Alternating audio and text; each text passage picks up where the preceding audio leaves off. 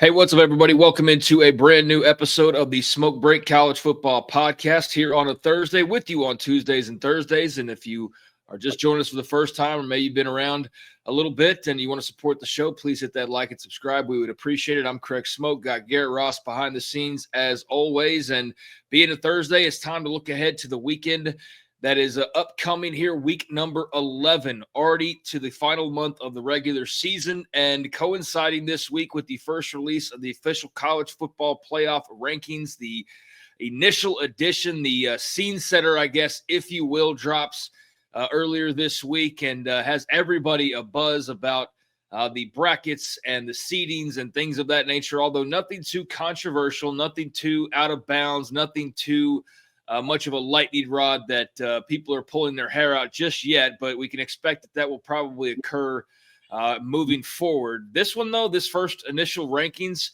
not much controversy, but man, does it whet the appetite for what is to come here in the next couple of months. Ohio State, the number one seed overall, Indiana, A&M, and Alabama rounding out the top four teams that as of right now would all receive first-round byes with the reseeding, the change from a year ago. No longer having to be a conference champion. That's certainly a benefit to the SEC and Big Ten. You can see why they would like that change, although these four teams will likely have to meet each other or some combination thereof moving forward. But you've got right now, your Big Ten championship game participants and your SEC championship game participants taking all four of the top spots with Ohio State, Indiana, A&M, and Alabama. And then elsewhere, you get into what those first-round matchups would look like, and, man, it is a lot of fun to see. The SEC not only with A&M and Alabama there at 3 and 4, but then also Georgia at number 5, meaning the Bulldogs would host the group of 6 representative and 12th and final seed Memphis in a first-round matchup. Don't know how appetizing that would be. I feel like people would probably assume a big Georgia blowout there, which would go against the group of 6 deserving a spot narrative and would definitely not be probably the best thing for conferences like the ACC and Big 12. But it doesn't matter. Like, let's face it, whatever results there are, there's always going to be this feeling of the SEC or Big 10 deserving more. But 3, 4, 5, Georgia, Memphis, I could see where that would be a fun game, but maybe one that you feel like would not be that competitive. But regardless, that's where we sit right now. Then you've got right there at number 6, 3, 4, 5, 6, another SEC team, Ole Miss hosting what would be number 11, Virginia out of the ACC. A worrisome first drop of the bracket if you are an ACC fan, seeing the only representative being Virginia there at number 11.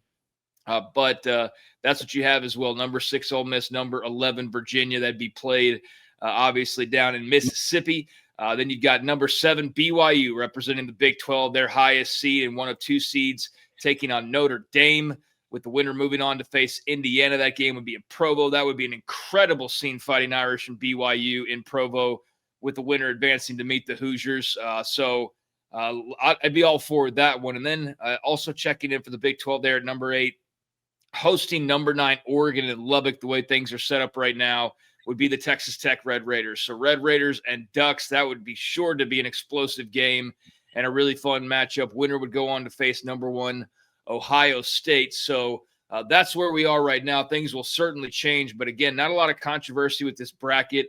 My biggest takeaway is not, well, this team should be here, that team should be here, the ACC got screwed, the Big 12 deserves more, the SEC deserves more, whatever. That's all still to come, and there's already been some of that.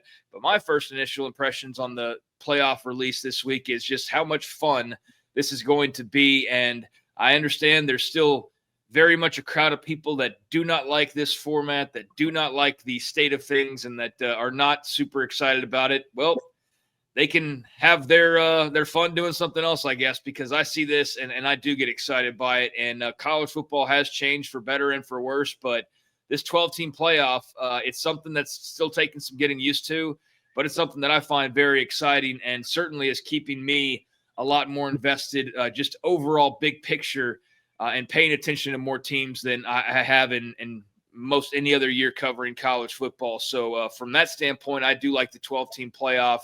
I know by the end of this thing, we'll probably have some complaints. I'll probably have some complaints, but right now it is pretty cool to look at. But of course, this is going to be affected by results for the next month. I mean, we're just now starting the month of November. We've still got a whole month of regular season games left to play, and of course, conference championship weekend as well. So fun to look at, but also very well aware that we'll be looking at something different most likely here in a month, although a lot of those teams already involved figure to probably still be involved there at the end. So this weekend, what could affect things? Well, look no further than Friday night and Memphis, Tennessee, as the Memphis Tigers right now, that G6 rep, that 12 and final seed at home with a big opportunity against another team that there at the beginning of the year was thought to be that G6 representative, that team would the team that would be in the 12-team playoff representing the G6 in the Tulane Green Wave, and the hottest coaching name out there right now in head coach John Summerall. When it comes to any of those SEC jobs, candidate number one for basically all of them is John Summerall. At least that's the way that it sounds. Florida,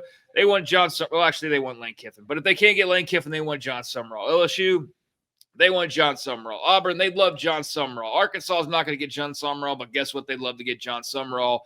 Well, he's got a big opportunity to knock off Memphis and make that G6 race even a little bit wackier, and really that American Athletic Conference race even a little bit wackier than it already is. Memphis 3.5-point favorites, so nothing huge there at home, but that's coming your way 8 o'clock Friday night on ESPN. I'm going to take Memphis at home. I like the Texas native and Brendan Lewis there at the quarterback spot for the Tigers, and they've been fun watch this season. But Tulane, after getting smacked around by UTSA, I think they'll have a much better effort this time around, and I think them taking that loss and in the fashion that they did, and then Jeff Traylor kind of dunking on Summerall in the postgame a little bit, or at least sniping at him. I think that this will be a very motivated Green Wave team, and knowing what's at stake, this is a big matchup on Friday night for both teams, Memphis and Tulane. But give me Memphis, Brendan Lewis at home. Then, meanwhile, over on Fox on Saturday morning, 11 a.m., you've got Penn State and Indiana. This game looked a lot sexier a few weeks ago, and then Penn State, of course, went on their slide, which also coincided with the firing of James Franklin. So here they are with as much of the season as there is left for Penn State this season, already pretty much a wash. And so like teams like an Oklahoma State, already looking forward to the offseason, but still got 4 games left to play. So the 3-5 Nittany Lions can at least play chaos maker this week and try to knock off those number 2 Indiana Hoosiers. Not holding my breath on that, and I'm definitely not putting my money on Penn State to do just that. Give me Indiana on the road. They've been just absolute killers. No distractions whatsoever with Kurt Signetti. He handled the coaching rumors as well as you possibly could. Stamped those out right away, and they have not skipped a beat, just murdering teams mercilessly. And I think they're going to try and do the same, and will probably do the same against a down-and-out Penn State team in Happy Valley this Saturday. 14.5-point favorites. Give me the Hoosiers to stay unbeaten on the road. Meanwhile, big matchup in the Big 12 at 11 o'clock on ABC. This is College game day. Wish this was a night game because that's the only way you could add even a little bit more spice to this. But Lubbock, Texas, the site of a massive matchup between the number 8 hometown Red Raiders and number 7 BYU and undefeated Cougars led by Kalani Sitake, freshman quarterback Bear Bachmeier, and a cast of others. This ABC game sees Texas Tech currently as 10.5-point favorites. I've been back and forth in this game all week because, man, there is a lot to like about BYU. But ultimately, I'm going with home field advantage here. I think that it matters, and I think it's one of the only things that really separates this team from an advantage standpoint going into this game. There's a lot of fascinating matchups. There's a lot of talented future NFL players on both sides of these rosters. This should be an excellent contest. The last time we hyped up a game like this, it was the Holy War. I think it lived up to it for the most part. Also, Texas Tech and Utah for about 3 quarters lived up to that. And then Tech eventually blew that open. But now, as a part of this trio of round robins and these 3 contenders, we get the next chapter, and it is the biggest one so far. BYU at Tech. Give me Texas Tech at home. If this game was in Provo, I'd pick BYU. I'm still not even 100% confident in this pick because of the respect I have for BYU and how impressed I've been by them this year. But I think the firepower of Tech is the best challenge that BYU has faced thus far. I think not having the home backing, even though they've been able to go out on the road, is something that plays against BYU and normally is a factor in their favor. And I just think with it being 11 a.m. and game day and just kind of the hype surrounding one, this is one that Tech kind of has to win as well.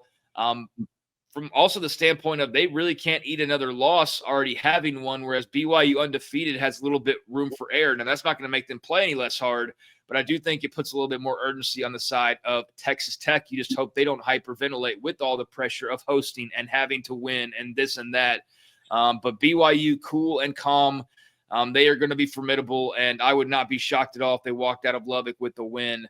But I will go with Texas Tech here. Meanwhile, one of the big historical games that really doesn't have a ton of, I guess, a spice on it this year, although it should. But Notre Dame and Navy, 6:30 on NBC and also on Peacock, 6-2 Fighting Irish, top 10. They were probably one of the more controversial selections. If there were gripes about the playoff bracket release, it was where Notre Dame was in comparison to a Miami for some. For one guy in particular that was very upset about it, but he got I think kind of schooled in the Twitter replies and went radio silent thereafter. It's amazing how that happens. But Notre Dame and Navy, the Notre Dame spot one certainly people are looking at under a microscope to be certain. And I think that you're going to still be looking at them and wondering if they're going to be knocked off of this winning streak. And I don't think that they will be. I think what you feared if you were anti-Notre Dame to begin with was they were going to eat a couple early losses against very good teams like Miami and Texas A&M. A&M's maintained that. Miami not as much, but Notre Dame hasn't lost since those stumbles early on. And you knew if they took those couple losses but won out, they'd be in a really good position. That's where they are. That's where they find themselves. And I think they're in a good position to beat Navy despite Navy's 7-1 record. And Navy also a team that, of course, could make things very interesting for that G6 spot. But give me the Fighting Irish at home. I just think they're a better team. They're at home. I don't think too much about this one, but I do love the pageantry and the tradition. And then A&M and Missouri. A&M, that number 2 team. In the polls right now. For some, the number 3 team, though, officially, I think you can't have a debate of, well, should A&M be even a little bit higher? They're good, though, where they are at number 3, the top non-Big Ten team at that number 3 spot behind both Ohio State and Indiana, but now having to go out on the road against a Missouri team that was a lot more impressive when they had their QB1, but obviously injuries taking a toll on the Tigers. Give me Texas A&M to roll into Missouri on Saturday afternoon and pick up a win. I do think there could be some struggles attached to this game. I think Missouri will be ready to play, but with Bo Pribula being out for this one, that does affect it in my mind, and I think in most people's minds. And I'm going to go with Texas A&M to keep it rolling this weekend. But man, they are so close, and yet you can just sort of feel in the air the waiting for the shoe to drop by A&M fans, that Aggie Batterman syndrome. Right now, Texas A&M 6.5-point favorites against the number 22 Tigers. It's dangerous anytime you go out on the road, especially in the SEC. But give me the Aggies to keep it going. Mike Elko and company just seem to have a different attitude about themselves. Eli Drinkwitz, meanwhile, from Missouri, keeping his team rolling there at 6-2 and still in the mix, although not really in the SEC title picture. But a guy whose name is being mentioned for a lot of these open coaching carousel jobs as well. Don't think that's been a distraction yet, but that will be another guy to track here over the coming weeks. So, give me Texas A&M along with Notre Dame, along with Texas Tech, along with Indiana, and along with Memphis this weekend. And I think those are mostly, if not all, favorites. So, of course, there's probably going to be 2 of those games I missed, but that's the chaos and calamity we love in college football. I would expect nothing less. And I'd be disappointed if every week was 5-0 picks, because that means there's not really that much chaos going on. And, well, chaos is part of why we love college football. So another interesting game this week. Didn't have in the pickers, but Oregon at Iowa. A good challenge for the Ducks. We'll see how that goes over in the Big Ten. I'll assume that the Ducks win that game, but that's another one that could make things interesting this weekend. And certainly beyond Indiana, Penn State, the other interesting matchup coming out of the Big Ten this week. So there are my picks. Looking forward to a crazy Week 11 in college football. Let me know what you think. And please hit that like and subscribe button to support the show, and hopefully be able to do more episodes in the future. Thanks to Garrett Ross behind the scenes. We'll be back on Tuesday to talk about the actual results, how the picks went, and, well, where we are on the other side of what should surely be another fun weekend. Until next time, I'm Craig Smoak, and this has been the Smoke Break College Football Podcast.